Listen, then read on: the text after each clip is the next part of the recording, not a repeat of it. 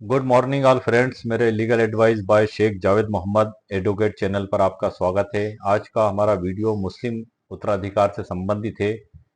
वर्तमान में मैं मुस्लिम उत्तराधिकार टॉपिक पर वीडियो बना रहा हूं। इससे पहले मैंने मेरे चैनल पर वसीयत, नोटरी, हिंदू उत्तराधिकार अधिनियम 1956 और भी कई विभिन्न कानूनी टॉपिक जैसे BNSS 2023, BNS 2023, एविडेंस आदि पर वीडियो बनाए हैं। वर्तमान में मुस्लिम लॉ से रिलेटेड टॉपिक पर मैं वीडियो बना रहा हूं जो कि उत्तराधिकार पर आधारित है।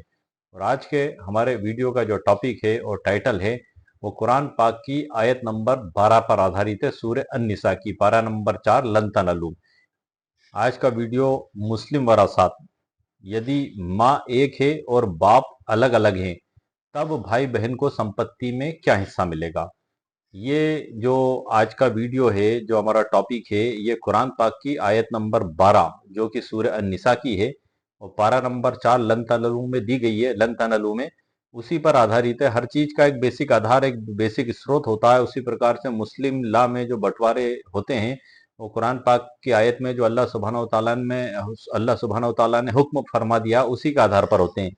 इस आयत को, जो आयत नंबर 12 है और कुरान पाक की आयत नंबर 176 है, सूरह अन-निसा की आखिरी आयत है। आज का वीडियो बड़ा ही महत्वपूर्ण वीडियो है क्योंकि जब मृतक की माँ एक और बाप अलग अलग हों तो इसको हम कुरान पाक की आयत नंबर 12 के आधार पर समझेंगे। कुरान पाक की आयत नंबर 176 जो सूरह अन-निसा की आखिरी आयत है उसमें भी कलाला के बारे में बताया गया है और आयत नंबर 12 में भी कलाला के बारे में बताया गया है। लेकिन मुख्य रूप से कलाला के बारे में आयत नंबर 176 में बताया गया है। कलाला क्या होता है? ये एक अरबी भाषा का शब्द है। जो मृतक है, जो मैयत है, उसके ऊपर उसके बाप दादा कोई भी जीवित ना हो और उसकी औलाद जैसे कि बेटा बेटी पोता पोती कोई भी जीवित ना हो तो इस स्थिति को कलाला कहते हैं। ये जो हमने आज का उदाहरण लिया है, माँ एक है और बाप अलग अलग हैं और उस मृतक की जो है कि भाई बहन मौजूद हैं और माँ बाप भी उसके नहीं है, दादा दादी ऊपर की पीढ़ी में माँ बाप और नीचे की पीढ़ी में कोई औलाद बेटा बेटी पोता पोती भी नहीं है। तो इसको अरबी भाषा में अखियाफी कहा जाता है। अखियाफी मतलब माँ एक और बाप अलग अलग। इसी प्रकार से कुरान पाक की आयत नंबर 176 जो है उसमें भी स्थिति यही लागू होती है, लेकिन वहां सगे भाई बहनों की स्थितियों के बारे में बताया गया है जहां 2:1 का नियम लागू होता है कि बेटा बेटी से 2 गुना प्राप्त करता है। और यहाँ पर बराबर का सिद्धांत लागू होता है कि बेटा और भाई बहन दोनों को जो है कि बराबर का जो है कि हिस्सा दिया जाएगा। ये किस प्रकार से लागू होगा, इसमें जो मुस्लिम इस्लामिक जो विद्वान है और उनके द्वारा किस प्रकार से अबू हनीफा रज़ी अल्लाह ताला और जो है कि साद रज़ी अल्लाह ताला आदि के द्वारा किस प्रकार से इसको बताया गया है और इसमें शामिल किया गया है और आयत नंबर 12 की जो व्याख्या की गई है और आयत नंबर 176 को अलग तरीके से परिभाषित किया गया, उस पर भी हम वीडियो में चर्चा करेंगे। और आज के इस वीडियो को मैं 2 सरल उदाहरणों से आपको समझाऊंगा। 5 करोड़ रुपए को लाइव बांटकर भी दिखाऊंगा और एक 5000 वर्ग फीट का प्लाट भी मैंने शामिल किया है उदाहरण में, जिसको भी मैं लाइव आपको उदाहरण के साथ उसका हिस्सा बंटवारा निकाल कर दिखाऊंगा। इससे चीजें आसानी से समझ में आ जाती हैं। ये सारी जानकारी मैंने आपको आपके लिए ई बुक PDF के अंदर तैयार करके रखी है। ये एक डिजिटल नोट्स है। ये खाली एक जागरूकता और मार्गदर्शन के उद्देश्य से मेरे खुद के द्वारा तैयार किया जाता है और एक निश्चित प्रॉब्लम, एक निश्चित समस्या को टारगेट करके उसको सॉल्यूशन करने के मकसद से तैयार किया जाता है। इसमें विभिन्न कानूनों का संग्रह किया जाता है। जैसे कि इस वीडियो में हम सुप्रीम कोर्ट का एक बड़ा ही महत्वपूर्ण जजमेंट है, सुप्रीम कोर्ट ऑफ इंडिया का जोहरान बी डी इमाम खान 16 अक्टूबर 2025 का है। वो कुरान पाक की आयत नंबर 12 के बंटवारे से ही संबंधित है। उसके बारे में भी मैं वीडियो के अंत में आपको जानकारी दूंगा। अब मैं आपको आगे की जानकारी डिजिटल ई बुक PDF के अंदर से देता हूं। उसकी लिंक इस वीडियो के नीचे डिस्क्रिप्शन बॉक्स में मेरे द्वारा दे दी गई है। यदि आपको आवश्यकता महसूस होता है आप उसे खरीद भी सकते हैं। आइए सर, लेट्स गो। वीडियो में आगे बढ़ने से पहले वीडियो के मूल्य और महत्व को समझाने के लिए मैं 2 लाइन आपको सुनाना चाहूंगा। मैं हर जो है कि मुस्लिम लॉ से रिलेटेड वीडियो में इन 2 लाइनों को मैंने कहा है कि हक की बात लिखता हूँ कुरान की रोशनी में, अल्लाह का इंसाफ झलकता है हर एक जिंदगी में, ना किसी का हक मारा जाए ना कोई महरूम रहे, यही है इस्लाम का फलसफा खुदा की बंदगी में। जी हाँ सर, आप देख रहे हैं कंप्यूटर स्क्रीन पर मुस्लिम विरासत कानून। अगर माँ एक है और बाप अलग अलग तो भाई बहनों को कितना हिस्सा मिलेगा। इसके ऊपर मैंने कुरान पाक की एक आयत खैर और बरकत के लिए लिखी है, इन्नहु मिन सुलेमान व इन्नहु बिस्मिल्लाहिर रहमानिर रहीम। अल्लाह तालु अलैयतूनी मुस्लिमीन। ये सुलेमान अलैहिस्सलाम के खत का एक अंश है जो उन्होंने मलिका सबा को लिखा था। खैर और बरकत के लिए वीडियो में मेरे द्वारा इसको पढ़ा गया है और डिजिटल ई बुक पीडीएफ के ऊपर इसको लिखा भी गया है।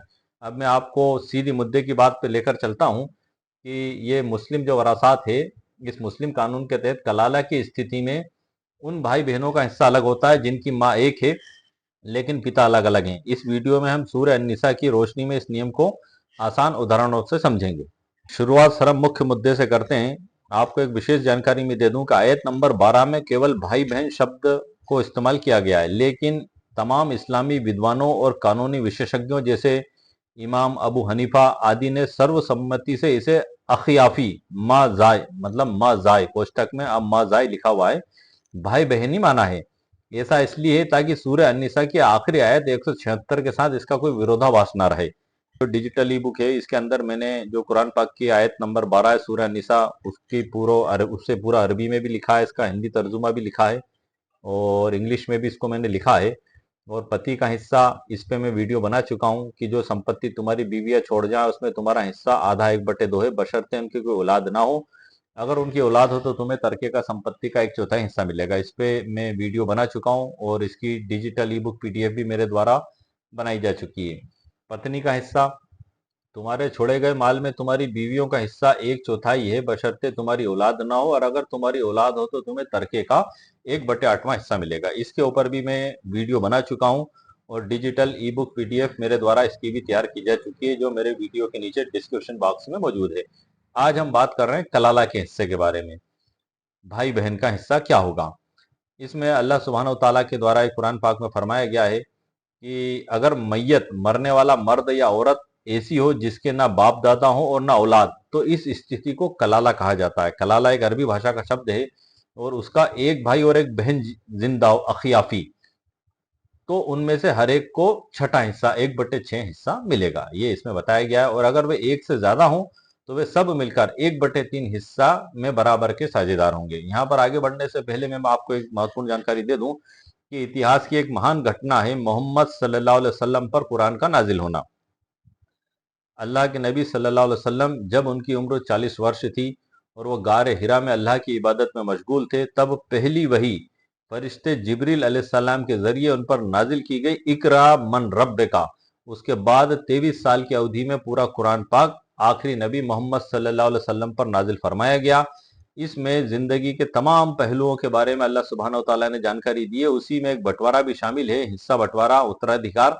और ये जो कुरान पाक है किसी इंसान की लिखी हुई किताब नहीं है सर, ये अल्लाह सुब्हानहू तआला की बताई हुई अल्लाह नाजिल की हुई किताब है जो आखिरी नबी मोहम्मद सल्लल्लाहु अलैहि वसल्लम पर नाजिल फरमाई गई।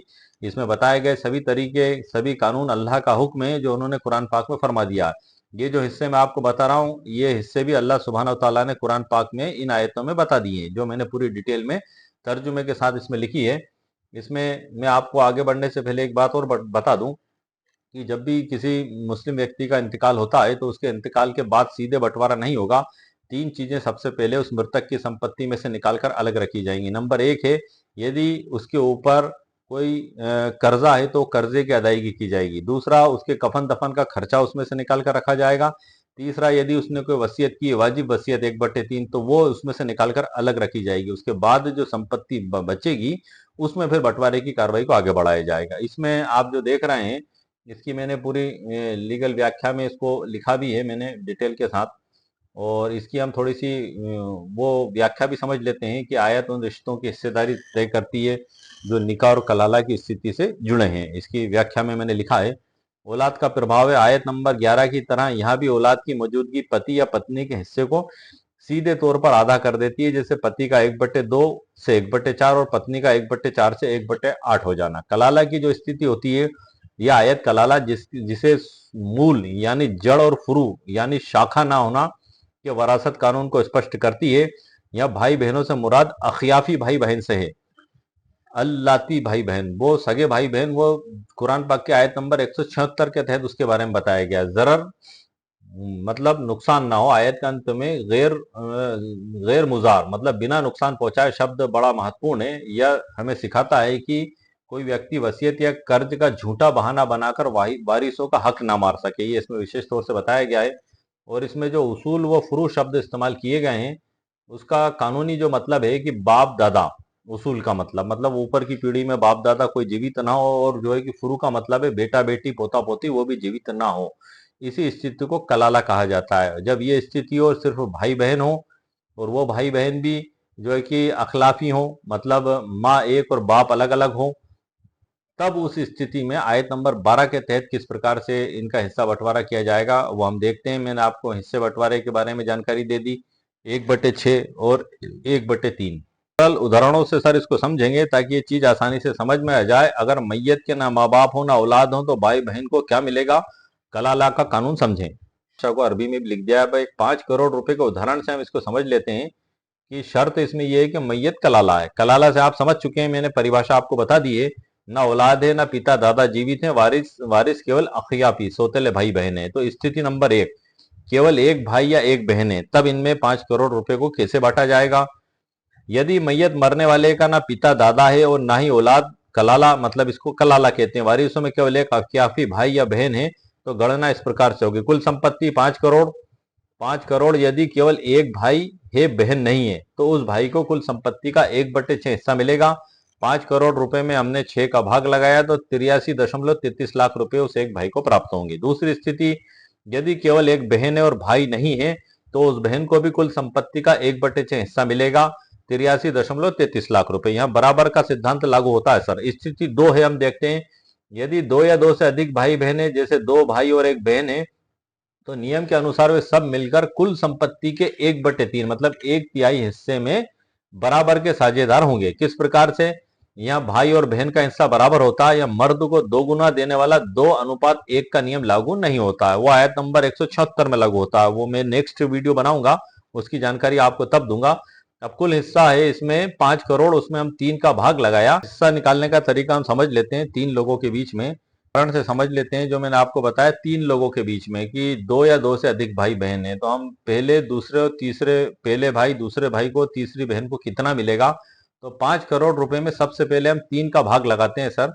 तो 1,66,66,66,666 रुपए ये एक व्यक्ति का हिस्सा इसमें निकल कर आया। अब चूंकि 3 वारिस हैं, इसमें 2 भाई और एक बहन है, इसमें बराबर का सिद्धांत लागू होगा, तो फिर हम इसमें 3 का भाग लगाएंगे। तो ये आया आपका, पहले भाई को 55.55 लाख, दूसरे भाई को भी 55.55 लाख और बहन को भी 55.55 लाख, तीनों को बराबर हिस्सा मिलेगा। ये इसमें बड़ी महत्वपूर्ण बात है। आमतौर पर मुस्लिम वरासत कानून में मर्द को औरत से 2 गुना हिस्सा मिलता है, लेकिन सूरह अन्निसा आयत नंबर 12 के अनुसार कलाला की स्थिति में अखियाफी मतलब सौतेले भाई और बहनों को बराबर इक्वल शेयर का हक दिया गया है। इसको 5,000 वर्ग फीट के प्लाट से भी सर मैं आपको समझा देता हूं। वही स्थिति वही है, कलाला की स्थिति है सारी सिचुएशन। इसमें नंबर 1, एक भाई और एक बहन है, तो कुल संपत्ति का छठा हिस्सा इनको मिलेगा। किस प्रकार से, 5,000 में 6 का भाग लगाया, 833.33 आया। इसका नतीजा ये निकला कि अकेले भाई या बहन को 833.33 वर्ग फीट जमीन मिलेगी। दूसरी स्थिति देखते हैं हम, 2 या 2 से अधिक भाई बहन हो, जैसे कि एक भाई और 2 बहनें। जब वारिस एक से ज्यादा हो तो सब मिलकर कुल संपत्ति 1/3 हिस्से में बराबर के शरीक होंगे। तो पहला हम 1/3 निकालेंगे, फिर उसका 1/3 निकालेंगे, तो जो आएगा वो प्रत्येक का अलग अलग होगा। जैसे कि कुल हिस्सा है इसमें 1/3 में 5,000 वर्ग फीट का हमारा उदाहरण है, तो 3 का भाग लगाया तो 1666.66 वर्ग फीट आया। अब इनको 3 लोगों में बांटना है, तो फिर इसमें हमने 3 का भाग लगाया तो 555.55 वर्ग फीट प्रति व्यक्ति आया। इसका नतीजा ये निकला कि भाई को 555.55 वर्ग फीट, दूसरा मिले, और दोनों बहनों को भी 555.55 वर्ग फीट जमीन मिलेगी। ये दूसरा सरल उदाहरण सर मैंने आपको बता दिया। इसमें बराबरी का जो अधिकार है ये बड़ा महत्वपूर्ण है, क्योंकि आयत नंबर 176 में इसके ठीक अलग तरीके से बताया गया है। और इसमें जो बचा हुआ हिस्सा 1/6 या 1/3 हिस्सा देने के बाद जो जमीन बचती है वह अन्य वारिसों जैसे चचेरे भाई या असबाह के असाब के हिस्से में चली जाएगी।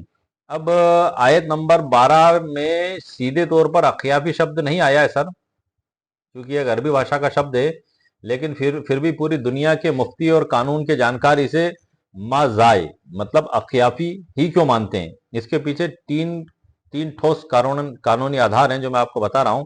नंबर 1 है कुरान की आयतों से टकराव। अगर हम 12 में दिए गए भाई बहन और सगे भाई बहन मान लें तो कुरान की आयत नंबर 176 जो इसी सूरह के आखिर में उससे टकराव हो जाएगा। आयत 176 में सगे भाई बहन के लिए नियम है कि भाई को बहन का दोगुना मिलेगा। आयत 12 में नियम है कि भाई और बहन को बराबर 1/6 मिलेगा। चूंकि एक ही किताब में सगे भाई बहनों के लिए दो अलग अलग नियम नहीं हो सकते, इसलिए उलेमा और कानूनी विशेषज्ञों ने स्पष्ट किया है कि आयत नंबर 12 अखियाफी के लिए और आयत नंबर 76 सगे अल्लाती के लिए है। इसमें हजरत साद बिन अबी वक्कास की एक जानकारी भी है। इसमें इस्लामी न्याय शास्त्र के अनुसार नबी करीम सल्लल्लाहु अलैहि वसल्लम के एक मशहूर सहाबी हैं हजरत साद बिन अबी वक्कास। इस आयत को पढ़ते समय स्पष्ट रूप से मिन उम्मिन माँ की तरफ से शब्द जोड़कर इसकी इसकी व्याख्या करते थे। वे इसे ऐतिहासिक और कानूनी प्रमाण के आधार पर इमाम अबू हनीफा और अन्य इमामों ने इसे अखियाफी माना है। इजमाय उम्मत पिछले 1400 सालों से तमाम मुस्लिम न्यायविदों का इस बात पर इजमा सहमति रही है कि आयत नंबर 12 के भाई बहन से मुराद केवल अखियाफी ही है। अगर यह सगे भाई बहन मुराद होते तो कुरान की वरासत का संतुलन बिगड़ जाता। इसलिए जो मैंने विशेष जानकारी भी इसमें लिखी है कि जो है मैंने आपके लिए स्पेशल नोट भी लगा के इसमें लिखा है, और अखियाफी और अल्लाती भाई बहनों की सरल कानूनी परिभाषा भी सर मैंने इसमें लिखी है, और इस पे मैं स्पेशल वीडियो अलग से बनाऊंगा और पूरी डिटेल जानकारी मैंने इसमें दी है। और मैं अब आपको सर इस डिजिटल ई बुक पीडीएफ से परिचित करा देता हूँ। ये एक नोट्स है, और इस नोट्स का उपयोग आप आपकी खुद की जानकारी के लिए आप कर सकते हैं। इसे किसी भी कोर्ट कचहरी सरकारी दफ्तर में पेश नहीं कर सकते। ये एक इसको एक निश्चित प्रॉब्लम को टारगेट करके मेरे द्वारा इसको तैयार किया जाता है ताकि आपकी विशेष समस्या हल हो सके, और ये मेरे खुद के अनुभव और ज्ञान के आधार पर ये तैयार किया जाता है। विभिन्न कानूनों का इसमें समावेश किया जाता है, जैसे कि इसमें मैंने सुप्रीम कोर्ट का जजमेंट भी मैंने शामिल किया है। मैं आगे बढ़ने से पहले आपको उससे परिचित भी करा देता हूँ, उसके बारे में भी सर मैं आपको जानकारी दे दूं। आप आप देख रहे हैं कंप्यूटर स्क्रीन पर भारत का सर्वोच्च न्यायालय जौहर बी बनाम इमाम खान डी कानूनी प्रतिनिधियों के माध्यम से 16 अक्टूबर 2025 का है सर ये जजमेंट। और ये जो है कि इस जजमेंट के बारे में मैंने पूरी डिटेल जानकारी लिखी है, और इसमें आयत नंबर 12 का हवाला जजमेंट के पैरा क्रमांक 11 में दिया गया है। पूरी आयत 12 का तर्जुमा भी सर इसमें लिखा हुआ है, और मुल्ला की विधि का भी इसमें जो है कि हवाला दिया गया है। और उसके आधार पर जो है कि मृतक के जो भाई हैं उनको 75% और मृतक की जो पत्नी है उनको 25% का जो हिस्सा इसमें दिया गया था। वो पूरी डिटेल जानकारी इसमें मेरे द्वारा लिखी गई है। इस पे मैं स्पेशल वीडियो आपके लिए बनाऊंगा। और ये आप देख रहे हैं सर ये डिजिटल ई बुक है, ये पीडीएफ है ये, और इसके अध्यायों से मैं आपको परिचित करा देता हूँ। इसमें कुल 38 अध्याय मेरे द्वारा शामिल किए गए हैं, जो मैं आपको जानकारी दे देता हूँ। नंबर 1 में तो आता है सर इसमें प्रस्तावना, बच्चों का भविष्य और हमारी जिम्मेदारी। 3 में यतीमों के अधिकार। 4 में विरासत का कानून। 5 में औलाद के बीच बंटवारा बेटा और बेटी। 6 में जब केवल पुत्रियां ही वारिस हों, 2 या 2 से अधिक 2/3 के हिस्से का नियम। अध्याय 7 में इकलौती बेटी का अधिकार। एकल पुत्री के लिए आधा 1/2 हिस्से का प्रावधान। 8 में है माता पिता का हिस्सा जब औलाद मौजूद हो, 1/6 हिस्से का नियम। अध्याय 9 में माता पिता का हिस्सा जब औलाद न हो, माँ के लिए 1/3 हिस्से का विशेष प्रावधान। अध्याय 10 में भाई बहनों की मौजूदगी में माँ का हिस्सा। भाई बहनों के होने पर माँ के हिस्से में बदलाव 1/6। अध्याय 11 में वसीयत और ऋण की प्राथमिकता। 12 में पति का अधिकार। पत्नी की संपत्ति में पति का हिस्सा 1/2 या 1/4। पत्नी का अधिकार। पति की संपत्ति में पत्नी का हिस्सा 1/4 या 1/8। कलाला का मामला जब मृतक के माता पिता और बच्चे ना हो तो सगे ना हो तो भाई बहन का हिस्सा। ये वीडियो सर मैं अभी बना रहा हूँ, इस पे मैं तकरीबन अलग अलग तरीके से वीडियो बनेंगे इस पे।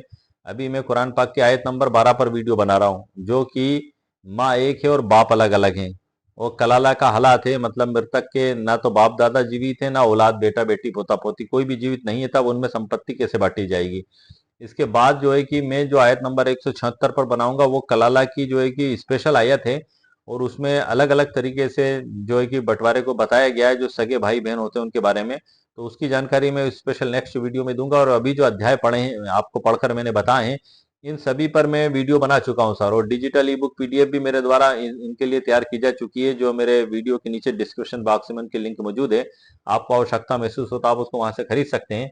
और अध्याय 15 में अल्लाह के द्वारा निर्धारित सीमाएं। 16 में नाफरमानी के परिणाम। 17 में सामाजिक नैतिकता और साक्ष्य। 18 में तौबा का 12 में अध्याय 19 में अस्वीकार्य तौबा, 20 में निष्कर्ष और सारांश, 21 में जो है कि न्यायपूर्ण समाज के निर्माण में भूमिका, 22 में विरासत और सामाजिक नैतिकता, 23 में वसीयत और दान, 24 में विरासत का अमलीकरण, 25 में सारांश और भविष्य की राह, 26 में दादा की संपत्ति और पोते के अधिकार का एक विशेष विश्लेषण। ये बहुत से लोगों की क्योरी होती है जो है कि मुस्लिम लॉ के तहत कि जैसे दादा हैं और उनकी जीवित अवस्था में उनका बेटे का इंतकाल हो गया तो पोते को क्या अधिकार होगा।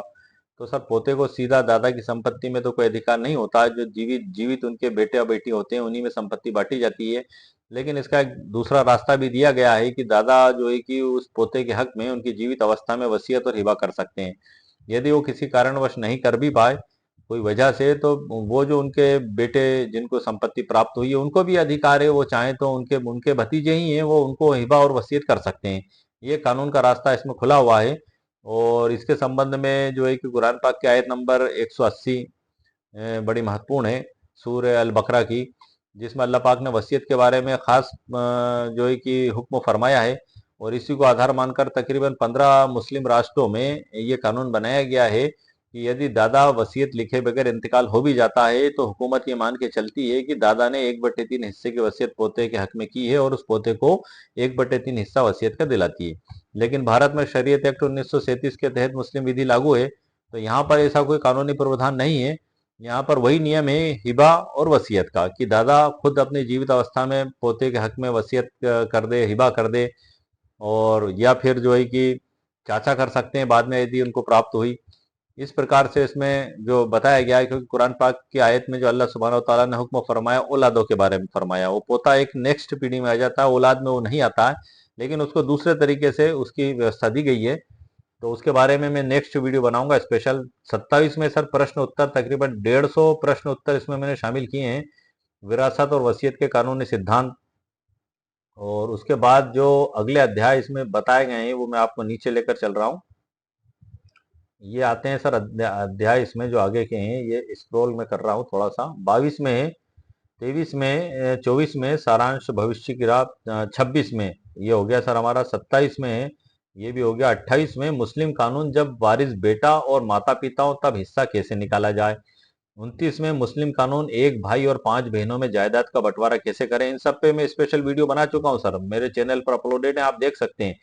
30 में प्रॉपर्टी राइट्स, क्या सौतेली माँ को पूरी जायदाद मिलेगी, बेटी का 87.5% हिस्सा कैसे होगा ये। और 31 में बेऔलाद मैयत की जायदाद का वारिस कौन, माँ का 1/3 हिस्सा और बाप का हक, मुस्लिम कानून।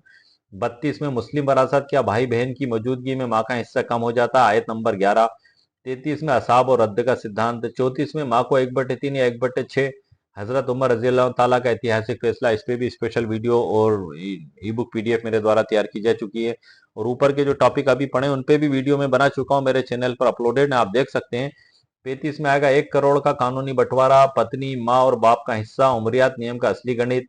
36 में माँ का हिस्सा 1/3 या 1/6, भाई बहनों की मौजूदगी में वरासत का नियम।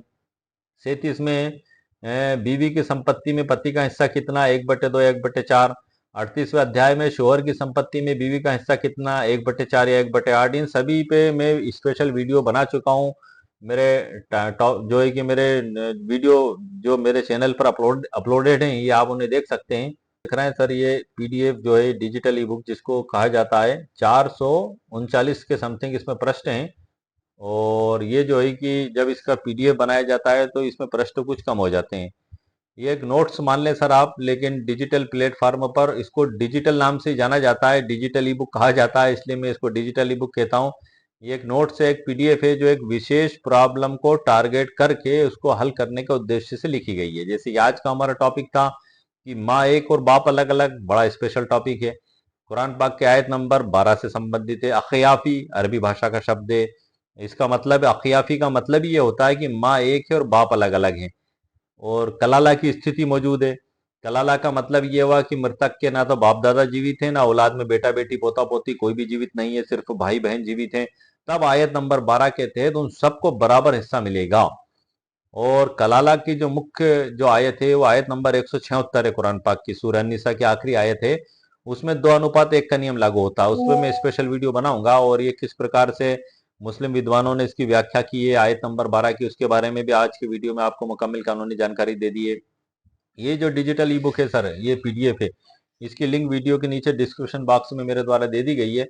सारी जानकारी मैंने आपको इस ई बुक पीडीएफ के अंदर से ही दी है। देने का मकसद यही है कि यदि आपको आवश्यकता महसूस होती है और आप इसको खरीदते हैं तो यही मैटर आपको प्राप्त होगा।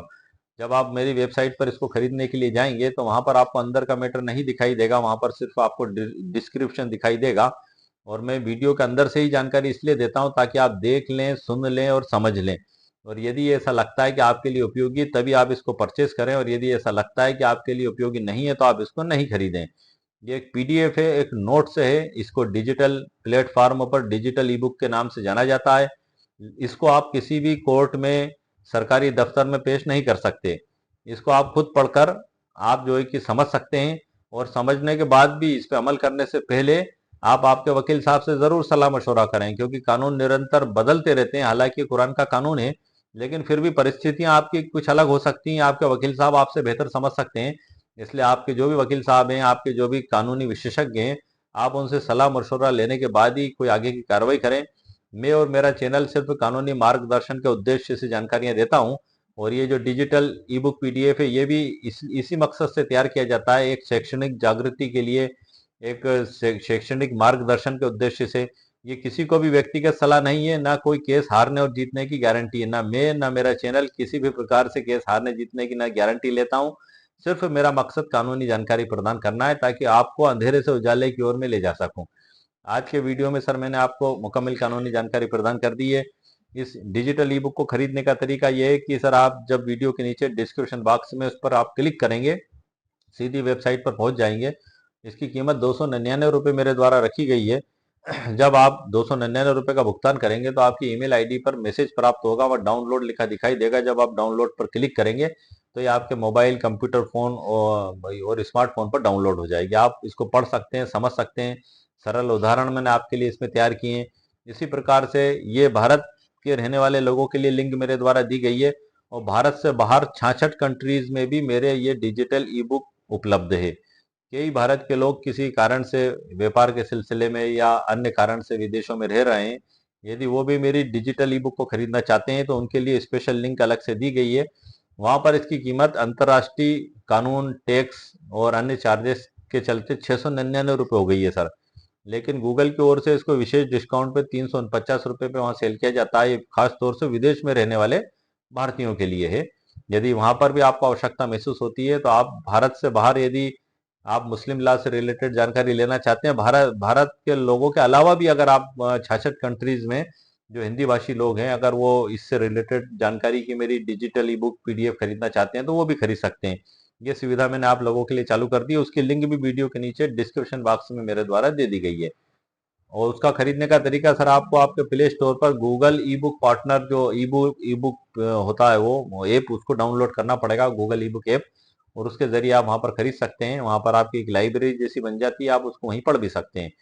और ये जो मेरा सर पीडीएफ है, ये सिर्फ कानूनी जागृति के उद्देश्य से तैयार किया जाता है, और मेरे वीडियो में भी कानूनी जागृति के लिए ही आपको एक जानकारी दी जाती है, शिक्षा के उद्देश्य से। तो आज के वीडियो में सर मैंने आपको मुस्लिम लॉ से रिलेटेड महत्वपूर्ण कानूनी जानकारी प्रदान कर दी है। उम्मीद है आपको मेरा वीडियो पसंद आया होगा। मेरे वीडियो को आप लाइक भी करें, शेयर भी करें, सब्सक्राइब भी करें। ओके, शुक्रिया, थैंक यू सर।